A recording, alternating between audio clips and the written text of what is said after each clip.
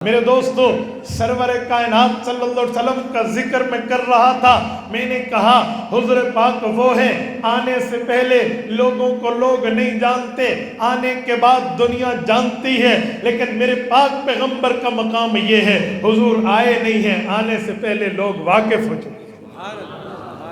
توجہ رکھنا. میں اس پر ایک مثال اور بھی آپ کی خدمت پہ رکھتا ہوں. میرے دوستو، پیغمبر کریم علیہ التحیت والتسلیم ابھی آئے نہیں ہیں. آنے سے پہلے ان کی پہچان ہے، ان کی جان ہے، ان کی شناسائی ہے، ان کا انٹروڈکشن و تعارف ہے. وہ کیسے؟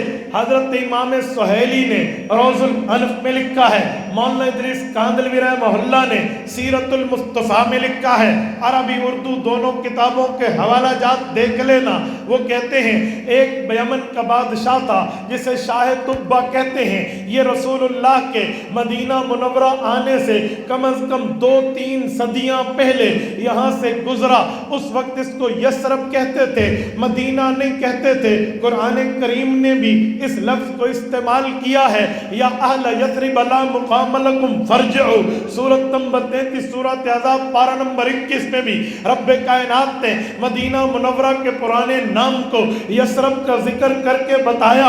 اس وقت اسے یثرب کہتے تھے. وہ یہاں سے گزرا، اتفاقی وقت تھا، رات ہو گئی. رات میں ان دنوں میں سفر نہیں ہوتا تھا. وجعلنا اللیل لباسا، بڑے عرصے تک راتوں کا سفر بہت کم تھا کہ رات ڈھک جانے کا نام ہے، ڈھانپ دینے کا نام ہے، لباس کا نام ہے، آرام کا نام ہے. آج کل تو جدید سہولیات ہیں، لائٹس آ گئی ہیں، روڈ پہ چلتے ہوئے کیٹ لائٹس آ گئی ہیں، آپ اشارات سے چل سکتے ہیں. وہ زمانہ اتنی ٹیکنالوجی کا نہیں تھا. رات کا وقت ہوا، بادشاہ نے قافلے کو حکم دیا رات یہاں قیام کریں گے. قافلے میں اس کے وزراء بھی تھے، مشیرین بھی تھے، ساتھی و احباب بھی تھے، اس کے ممبر آف دا پارلیمنٹ ارکان شورا بھی تھے. یہ ساتھ چل رہے تو وہاں علماء کی جماعت بھی اس کے ساتھ چل رہی تھی. اور آپ کو پتا ہے اہل علم جہاں جاتے ہیں وہ علم کی بات ضرور کرتے ہیں، اہل علم جہاں بیٹھتے ہیں وہ علم کو زیر بحث ضرور لاتے ہیں. بادشاہ سلامت کے حکم پہ قافلہ سونے کی تیاری کر رہا، لیکن علماء نے وہاں پر تحقیق کا دروازہ کھولا، وہاں پر ریسرچ کے ابواب کو کھولا. ایک دوسرے کو آنکھوں میں کہا بھائی جہاں اس شہر میں آئے تھے آپ نے کچھ دیکھا؟ کہا جی ہم بھی کچھ سمجھے. کہا کیا سمجھے؟ کہا ہماری کتابیں تورات، زبور، انجیل، صحائف بتاتے ہیں جو آخری نبی آئیں گے یہ اس کا دارالہجرت ہوگا. ذالک مثلہم فی التورات ومثلہم فی الانجیل. یہ ہم کی ضمیر والذین معہ اور محمد الرسول اللہ دونوں کو راجع ہے، دونوں کی وہاں باتیں. تو میرے دوستو، علماء وہاں ٹھہر گئے، سنگریزوں کو دیکھا، ذرات کو دیکھا، پہاڑوں کو دیکھا، مٹی کو دیکھا، ریت کو دیکھا، وہاں کے درختوں کو دیکھا. ان چیزوں کو دیکھ کر اس بات پہ یقین کر گئے کہ خوش قسمت لوگ ہیں ہم تورات پڑھتے، زبور پڑھتے، انجیل پڑھتے رہے، آج اپنی آنکھوں سے وہ نشانیاں دیکھ رہے. طے ہو گیا. صبح ہم بادشاہ کو کہیں گے ہم نہیں جاتے، ہم ادھر رہیں گے. صبح بادشاہ نے کوچ کا حکم دیا تو point of order per application پہلے جا چکی تھی، جی ہم نے بات کرنی ہے. علماء کو بلایا گیا. ہاں جی کیا بات ہے؟ کہا بادشاہ سلامت ہم یہاں رہتے ہیں، ہم نے نہیں جانا. کیوں؟ میں نے کوئی تمہارا حق کھایا ہے؟ میں نے کوئی تم پہ ظلم کیا ہے؟ اس وقت کے بادشاہ اہل علم کے قدردان ہوتے تھے. میں بات کر رہا تھا یثرب کی وادی کی. علماء پہنچ گئے بادشاہ وقت کے پاس. بادشاہ سلامت ہم نہیں جاتے. کہا میں نے کوئی تمہاری ناقدری کی، تمہارے خلاف کوئی FIR درج کی، تمہارے کوئی حقوق پہ ڈاکہ ڈالا؟ کہا جی نہیں. کہا پھر میرے ساتھ کیوں نہیں رہتے، جاتے مجھ سے علیحدہ کیوں ہوتے ہو؟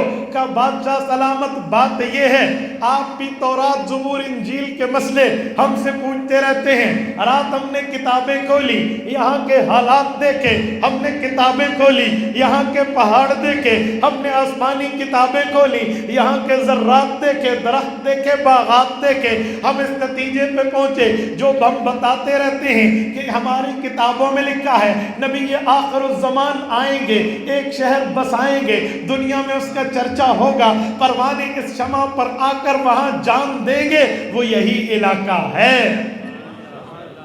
بادشاہ نے کہا ایکسیلنٹ، واہ، اب کیا ڈیسیژن لیا، کیا فیصلہ کیا؟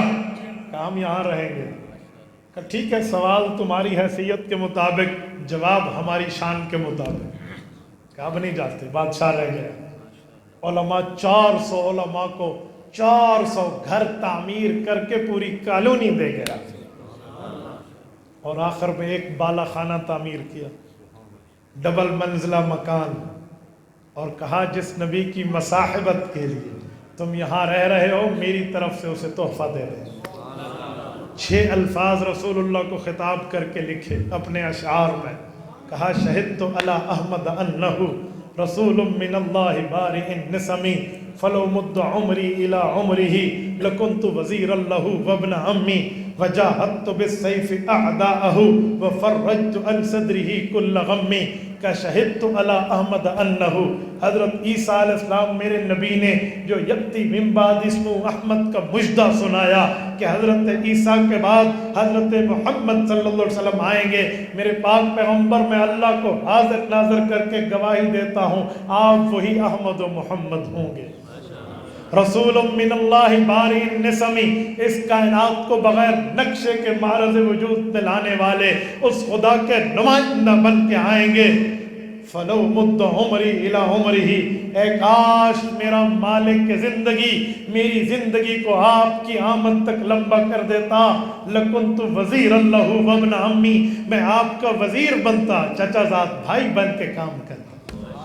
وجاہدت بالسیف اعداءہ، اور اگر کوئی مسئلہ میری خدمت کا پیش آتا، آپ کے دشمن اگر آپ پہ حملہ آور ہوتے تو میں تلوار لے کر ان سے نبرد آزما ہوتا۔